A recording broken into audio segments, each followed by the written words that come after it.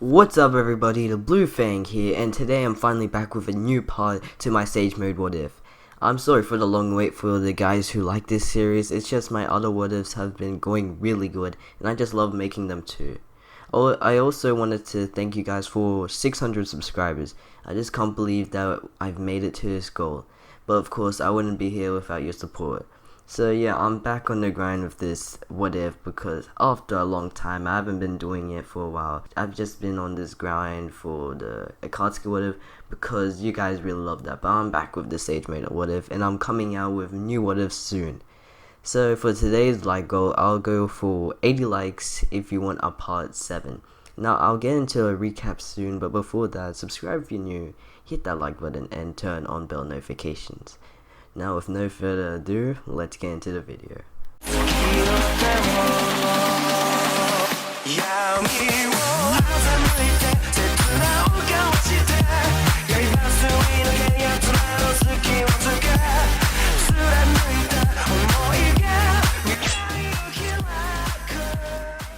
So last time we left off with Gaara left dead as he just got the Shukaku extracted from him. Also, Naruto, Sasuke, Kakashi, Sakura, and Chio face off the Akatsuki who did this to Gaara. Naruto and Sasuke targets Deidara, while Kakashi, Sakura, and Chio go for Sasori. Now last time Naruto was raged by the fact that one of the only people that understands his pain, one of the only people who is a Jinchuriki like him, is dead. His Kyuubi chakra starts pouring out into his will. His pupils turn into a slit-like state while his teeth become longer and sharper. Naruto doesn't even need to go into Sage mode, he just goes full on Kurama Kyuubi beast mode.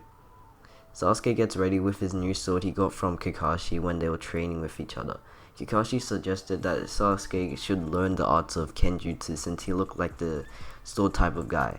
And also Kakashi could train him with it since he had some experience with swords back in his Anbu days, and also when he was younger. Back to the fight, Sasuke engulfs his sword with lightning chakra with his Chidori style, and charges it at Deidara. Deidara tries to hover with his clay monster to try to get some distance since he's not really good in close combat and lightning style jutsus. But Sasuke is too fast and gets to Deidara's side at the right time, sending his sword's lightning into his stomach. Deidara gets sent hurling backwards, and just at the moment, Naruto takes off, speeding into his direction too. With no defense at his disposal right now, Deidara takes a hit from Naruto, sending him to the ground. That's for Gaara, and now for the next hit, you're dead. Blood pours onto the ground as Deidara tries to get up. He then smiles as he makes more explosive clay, unseen by Naruto or Sasuke. As he gets up, he unleashes the clay, revealing his C2 explosion, which is in the form of a dragon. Deidara takes flight above with it, scaling over Naruto and Sasuke, and sends guided missiles of clay at them. They go all over the place looking for their targets, while Sasuke uses his lightning nature to take them down. Naruto kind of just ignores them since he's really targeted on Deidara for killing Gaara. He races at him at top speed, ready to leap. But since he didn't care about the missiles around him, the ones that Sasuke didn't cut down all head right into Naruto head on. The missiles impact onto Naruto, sending him flying into the ground unconscious. Since of his blinded anger, he wasn't really in control of his body, but acted out of instinct to try to catch Deidara. But now he's on the ground defeated, leaving Sasuke to fend for himself. Deidara laughs at the fact of Naruto's defeat, calling him pathetic and that he's not a real shinobi for not acting out of plan. Sasuke finishes cutting down all the remaining missiles and shows a cold stare towards Deidara. Don't call him pathetic. He's one of the best shinobi I've ever seen. He risked his life to save me for the better future, from my anger and my hatred.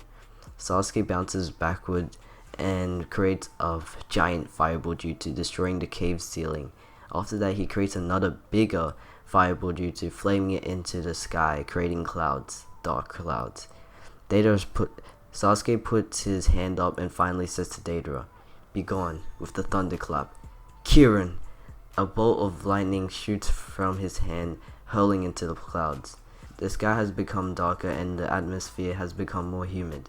Sasuke smirks while a giant lightning dragon figure appears out of the sky. Sasuke learned this technique himself while training with Kakashi, while learning to do more moves with his lightning style. Deidara looks up to this guy in disbelief since lightning is his weakness. He thinks there's no way out of this except getting away, and he does that, trying to fly as fast as he can out of Sasuke's view. But Kirin, just like Deidara's missiles, they target the enemy. Sasuke lets out a grin and sends Kirin rocketing towards Deidara, completely obliterating him. Deidara's presence has completely vanished from the world, with no trace of any of his remains. The lightning clouds disappear and Sasuke returns to Naruto's side, lifting him up, taking him somewhere safe, somewhere near Gaara. We cut to the fight against Sasori versus Kakashi, Sakura, and Chie. Sasori has already revealed his true form and also has been pushed to use his 100 puppets attack.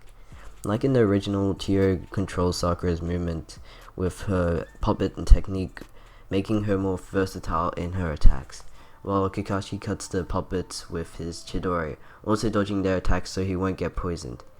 As his Chidori runs out, he thinks it's time for him to use his new move that he's been working on. In the time skip, when he was training with Sasuke, he worked more on this move while training with Sasuke, making him more adaptable with it. In his left eye, his Sharingan turns to a new shape. He then shouts out to Sakura and Chie to get back, and that he has a plan. He positions himself nicely, ready for his new move that he's about to do, Kamui. Kakashi unleashes Kamui on the puppet, and this time he's able to control it better than the original, since he trained with it a lot in the time skip. Kamui then begins to pull the puppets in while Sasori is confused on how this is happening. Then he notices that Kakashi is the one who's doing this and dashes towards his way, getting himself out of Kamui's distance. He appears by Kakashi's side ready to take him out, but Sakura appears behind him quickly while Chie is still controlling her. Sakura lets out a huge hit into Sasori's back, sending him into pieces, but he's not defeated yet. Eventually, Kakashi gets overwhelmed by all the puppets that he got into his Kamui dimension, but he does finish teleporting some of them away. He falls to the ground exhausted and unable to fight any longer. But after that, Sakura and Chie finish off the remaining puppets, making them no more. While this is happening, Sasori makes his return in one of the defeated puppets that was left unteleported, stabbing Sakura. Like in the original though, he lets himself get stabbed by his parents' puppets and left dead. Chie heals Sakura and they go to meet up with Naruto and Sasuke with Kakashi.